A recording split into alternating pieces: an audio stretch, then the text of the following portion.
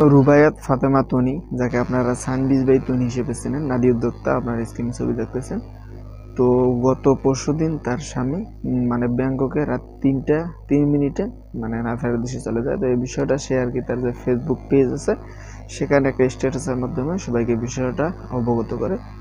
তো পরবর্তীতে আর কি বিষয়টা সবাই জানতে পারে। তো এর আগে আমরা কিছু কিছু বিষয় দেখছি যে তা আছে বয়সে অনেক বেশি একজনকে বিয়ে করে, তাকে নিয়ে অনেক মানে সমালোচনার মুখে পড়তে হয়েছে। এমনকি বিভিন্ন জন বিভিন্ন ধরনের মন্তব্য করেছে তাকে নিয়ে, যে তার বয়স মানে কম কিন্তু তার স্বামীর বয়স তার থেকে 30-40 বছর বেশি, তারপরেও কি কারণে তাকে সে বিয়ে করছে। তো সে মানে এই কথাগুলো আর কি সবাইকে ক্লিয়ার করে দেয় যে আসলে তার ব্যবহার এবং কি আচরণ সবকিছু ভালো লাগে, মূলত সেই কারণে আমি তাকে মানে বিয়ে করেছি, আমার বয়সের থেকে 30-40 বছর মানে বেশি আর কি ওনাকে।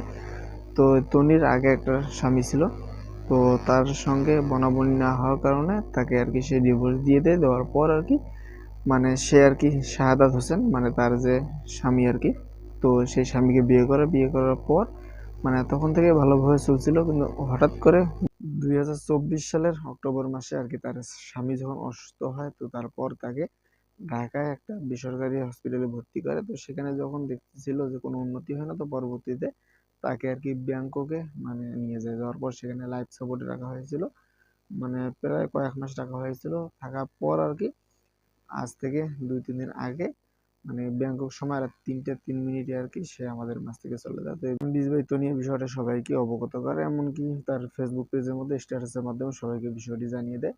তো এই বিষয়ে যদি আপনাদের কোনো কিছু মূল্যবান মতামত থাকে অবশ্যই কমেন্ট করে জানাতে পারেন। এখানে একটা বিষয় হলো যে যার যাকে ভালো লাগে তো সে সেটাই করবে। এখানে মানে তাকে নিয়ে আলোচনা এমনকি সমালোচনা করার মতো কারোর কোনো দরকার নেই। তো এই বিষয়ে আপনারা যদি কোনো কিছু বলেন কমেন্ট করতে পারেন। আর পেজে নতুন হলে অবশ্যই আমাদের পেজটি ফলো দেবেন আর ভিডিওটি শেয়ার করে দেবেন যেন সবাই বিষয়টি দেখতে পারে।